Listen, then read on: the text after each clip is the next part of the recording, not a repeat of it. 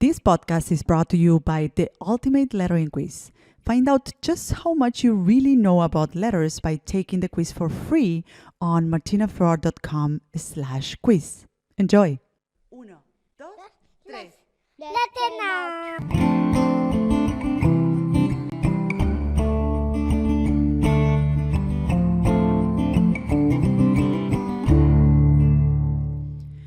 Welcome everybody to Letter Now, a podcast where we nurture the creatives, illustrators, designers, and makers of tomorrow today.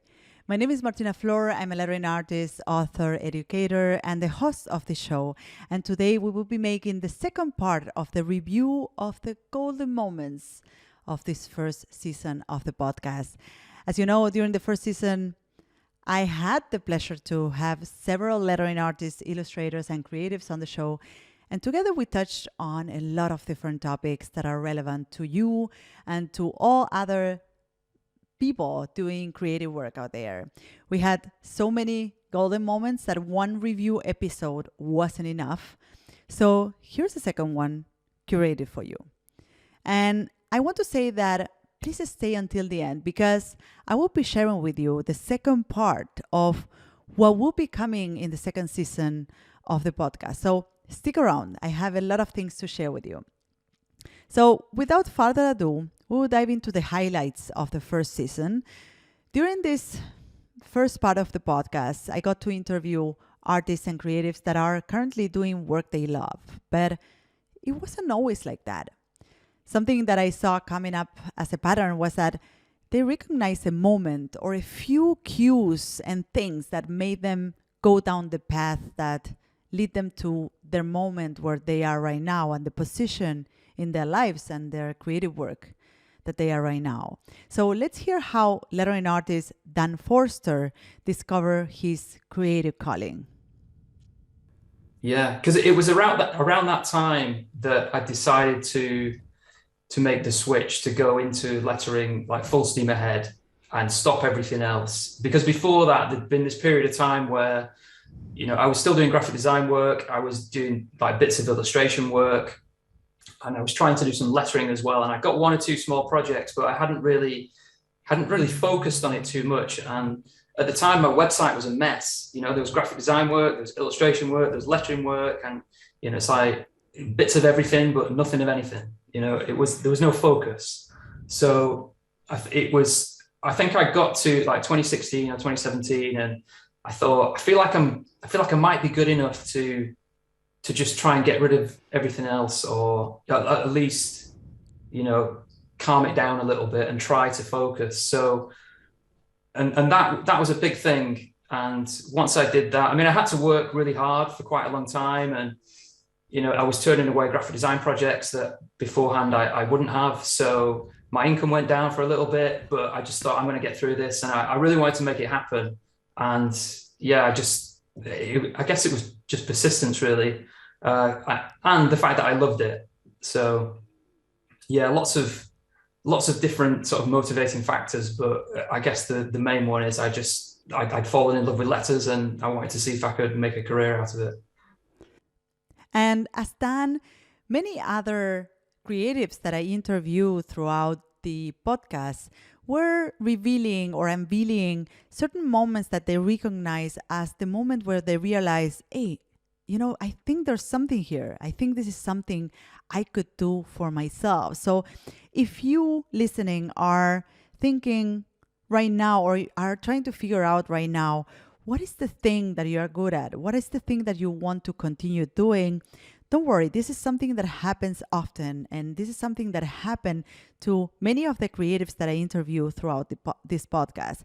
And be sure that you will have, or you will see, or you will get to a point where you will recognize some cues, some signs that will lead you down the path that is right for you.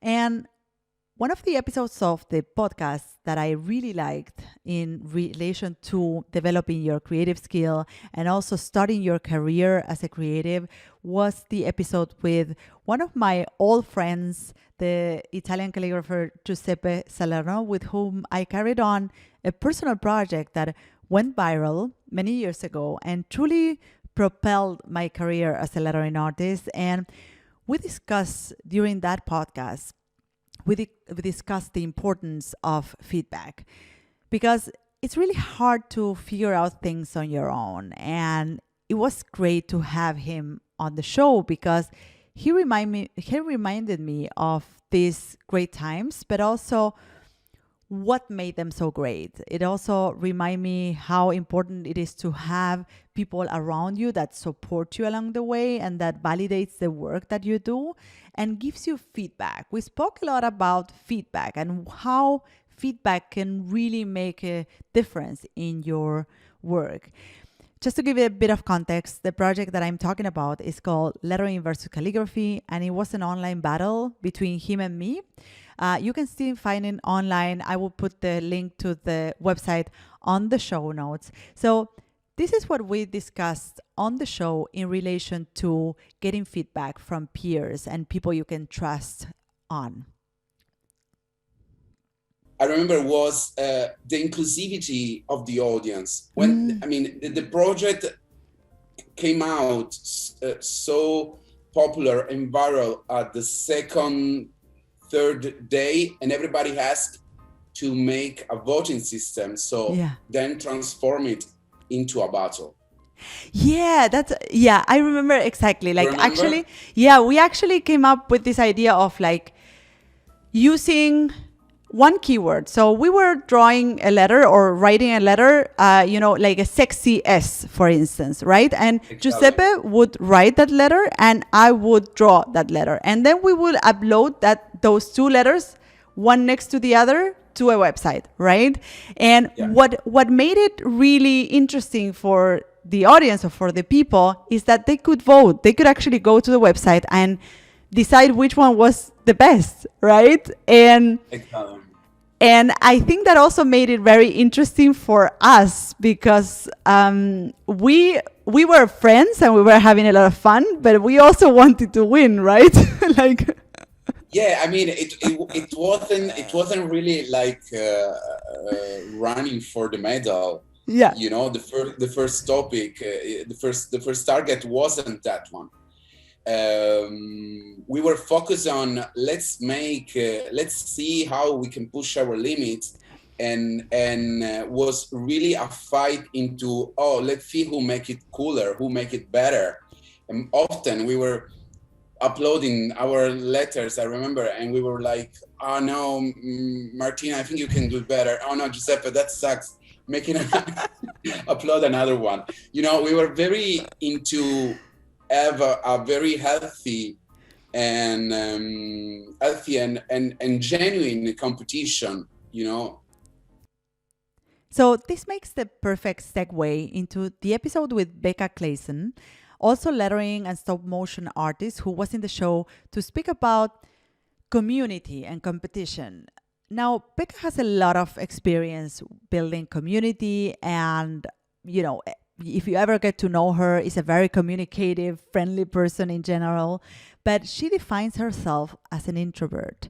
And if you're wondering, okay, where can I find my community? Where can I find this place where I can get that kind of feedback, honest, positive feedback that I need to propel my work forward?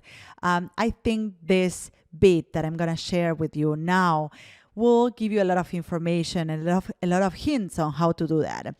So it was really interesting to hear from Becca, who defines herself as an introvert, some techniques or some things that she did to create her first connections with other peers, despite being shy and very introverted herself.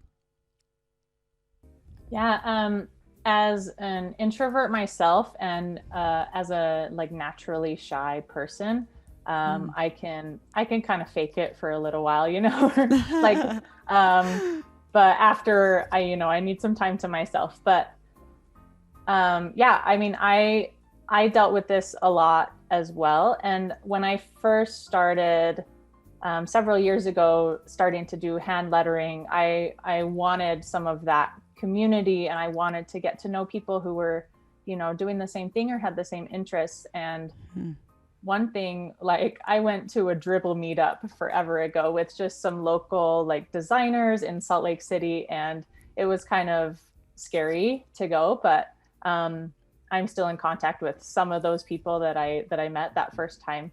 I think that if you are introverted but you still want to get to know people, you kind of have to do a few things that might be outside of your comfort zone. And I want to take a left turn here, and I want to touch on the topic of freelancing, which has been an underlying topic throughout the first season. So most of our guests are freelancers, and they run their own creative business, and they shared tons of insights about starting out and setting up your practice, which I hope was helpful for you if you're a freelancer yourself or if you're thinking of going freelance. But the snippet I want to share with you today is from an episode that I did with Alana Flowers and Vera Dramanovsky, two lettering artists and also two members of my coaching program for creatives. And they share a framework that I usually teach during this program that is specifically useful to finding clients. And I hope that you find it useful as well. So, what about you, Vera? What are the things that recently help you connecting with clients? I started with the circles, right? So something I learned in the course. Like can you explain a little bit this idea of the circles? So what I'm thinking about is what I'm talking about is activating the circle of people that you know, family and friends, and then expanding to people that they know. So people I know, people know. And then, eventually it's going to get bigger. So right now, I have some luck of finding bigger clients that found me, but that is still it's not overflowing my inbox yet. It's like project here and there that I cannot depend solely on. So what I do is basically connect with the local community. So I'm doing some public art right now that is going to give me exposure because it's going to be on the streets of Toronto with my name on it. And I'm also connecting with people that I worked with in my job because I used to work with events. So we used to work with a lot of event production companies, and they usually have a lot of opportunities where they can use lettering for, as well as their own like spaces. Like, so now I'm decorating a space of one of those companies. They wanted like murals in their offices. So it's very important to be proactive, something that I was very bad at in the past, and very shy, because I looked at that as selling myself. But now I totally changed that perception, and I'm like, I'm not selling anything. I am providing my services to someone who can use it. And that shift in mind, because I'm not a salesperson and I don't feel comfortable. I never felt comfortable doing sales, but now I'm like, okay, that's not what I'm doing at all here. This is completely different.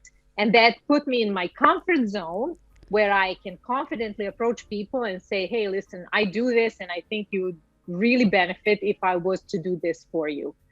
And then, we take it from there. From those conversations, some conversations turn into nothing, and some actually turn into real client work and real conversation.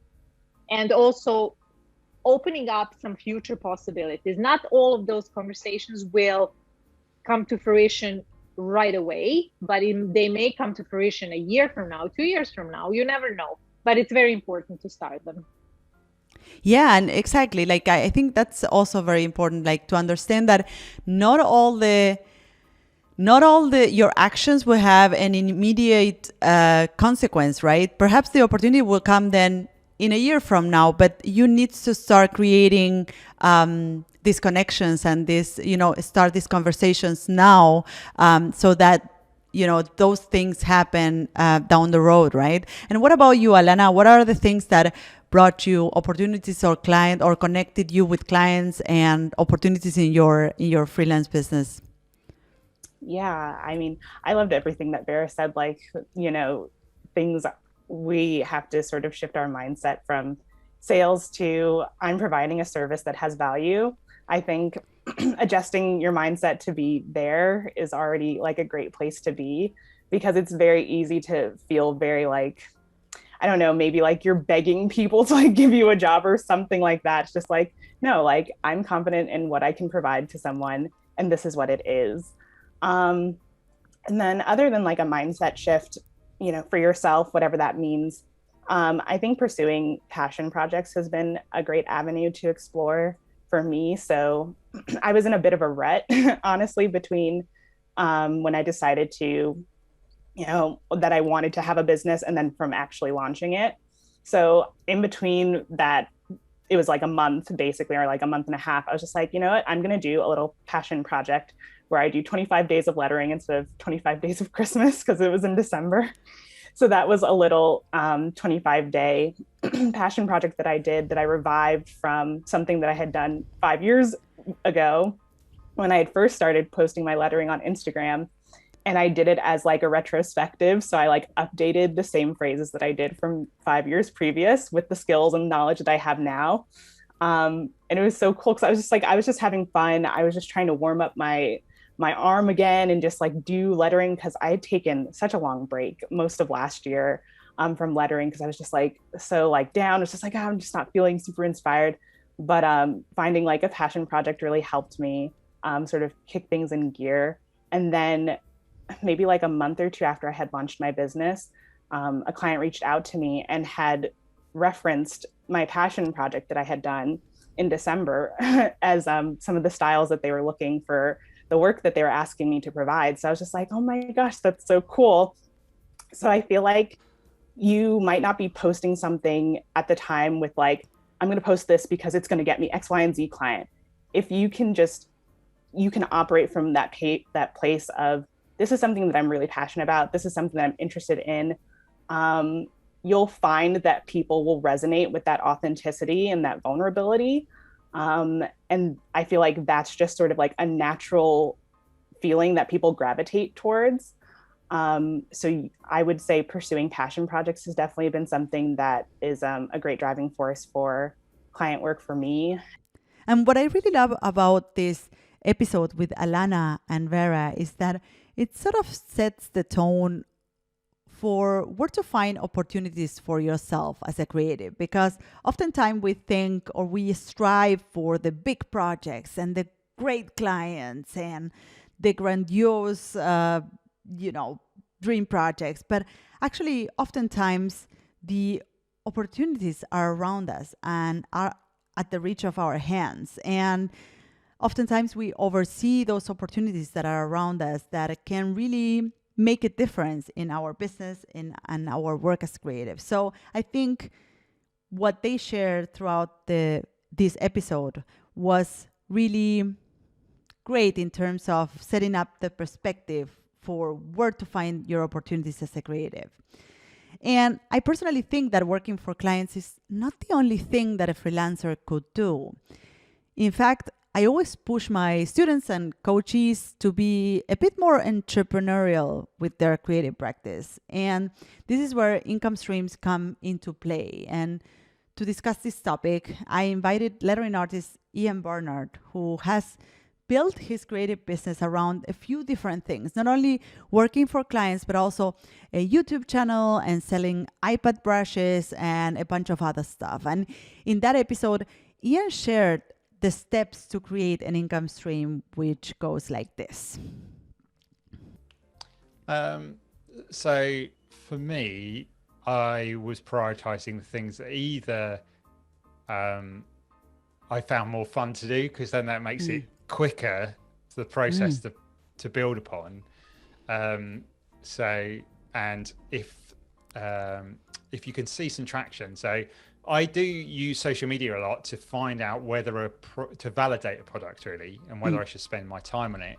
It's like showing, maybe if I'm just starting on it, saying, would anyone be interested in just doing a poll, and just seeing if there's any, or if you sometimes I'd use a product early in its creation in a post just to see if I get those questions about like, oh, what brush you're using, or what's that typeface name, or it's you get to gauge what people are, and also just looking, like, a lot of my products have come from Pinterest. So I look on Pinterest, I find something that really resonates with me or is quite popular. You get the popular pins popping up, and I think, okay, can I take the essence of that design and create something that someone can use who may struggle to get to that process, that finished design. So can I help them get to point A to point B with a product? And sometimes, and so I will spend a bit of time looking at that. But then if I find it's taking too long or I'm not getting anywhere, then I have to pivot and try something else and then leave it, because it might be the case that something comes along another and it works into that product. But I suppose it's, I could easily do a million things at once, but I suppose I just have to have a look at that idea, spend a little bit of time on that idea, not too long, just to try and get any validation that it's going to go in the right way. Lastly, I want to wrap up with one of my favorite episodes of the podcast about money mindset, where I had the pleasure to have over Phoebe and Roxy from Pander Design Co. They didn't only share tons of insights on how to price your work, but also discuss the relationship between loving what you do and charging for it. So this is what they shared in the show. Yeah, so liking your job has nothing to do with how much you should be compensated for it. And I think that is something that a lot of artists struggle with. And that's centered around people saying like, oh, this is a hobby. It comes from a lot deeper than actually loving your work. I think it comes from societal things that you grow up hearing about art and being creative, and how so many people hate their jobs. So it feels weird and uncomfortable when you actually like what you're doing. But if you think about the business as a whole, it's not just one single project that you enjoy doing. There's so much work that goes into running a business that is honestly not very enjoyable. There's setting up your business, there's doing taxes, contracts, invoices.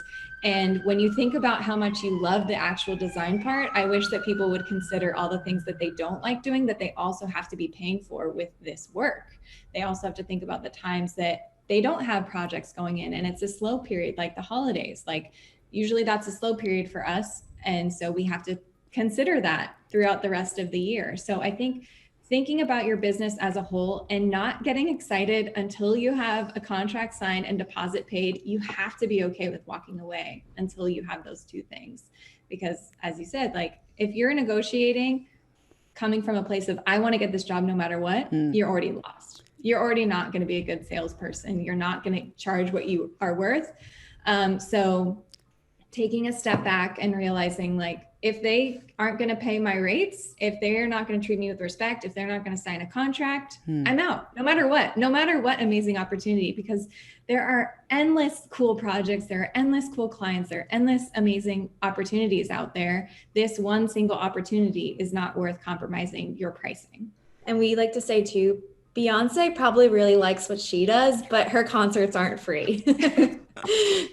And if you're looking to pump up your money mindset and get some tips around pricing and giving value to your work, I really recommend you to listen to that specific episode with Pander Design Co., but also to the episode that I had with my agent, John Cockley from Handsome Frank, the founder of Handsome Frank Illustration Agency. He also shared a lot of insight around the business of illustration and also how to price your work. So I will add the links relevant to the show on the show notes. So all of the social media handles and websites of the guests that were featured in this episode will be included there. We cover so much ground during the almost 30 episodes, or actually exactly 30 episodes of the first season of this podcast. And I really hope that some of the things you picked up from the show help you in some way and help you improve one or two aspects of your craft and creative business. In the last episode, which was also a review episode of the last season of the podcast, I shared a few changes and upgrades we will be having for the next season. So shortly about those, we will be interviewing creatives and artists from all disciplines. So not only learning artists, but also other creatives in another creative disciplines, right? So because of that, we'll be changing the name of the podcast so that it will better reflect the content that we will be putting out there with that season. But that's not all. The last thing I wanted to announce is that we'll be having additional episodes where my team and I will be having conversations, and they're going to be short episodes of about 20 minutes, and they will be candid conversations among us over topics such as, hiring.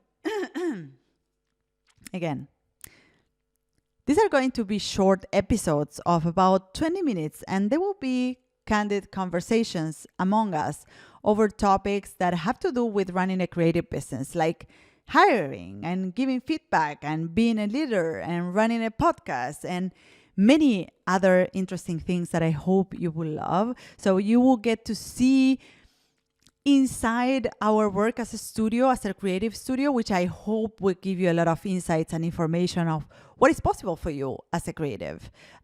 Because we love what we do here, and I think the more we can share with other creatives, the more we can help them be empowered and create their own reality for themselves. So stick around, because there's more and better to come. And the last thing I want to tell you is that if you love this podcast, give us a review on Apple Podcasts. This is something that will mean a lot to me and my team, and it will help other people find us and grow this family. So thank you so much for listening today. Thank you so much for supporting us throughout the first episode of this podcast. It meant a whole lot to us. So this is it. You can find me, the host of the show, on social networks at Martina Flor on Instagram, Twitter, and Facebook. If you have a question or comments, go to martinaflor.com/podcast, where you can see previous episodes, find show notes, and send voice memos with your comments and questions. You can also watch these episodes on YouTube. Just go to martinaflor.com/YouTube to find them. You can, of course, listen to all our episodes on your favorite podcast platform. If you love this episode, subscribe to this podcast. And if you leave us a review, it will help others find us. Thank you all for listening, and see you on the next season of Let Her Now. Bye-bye.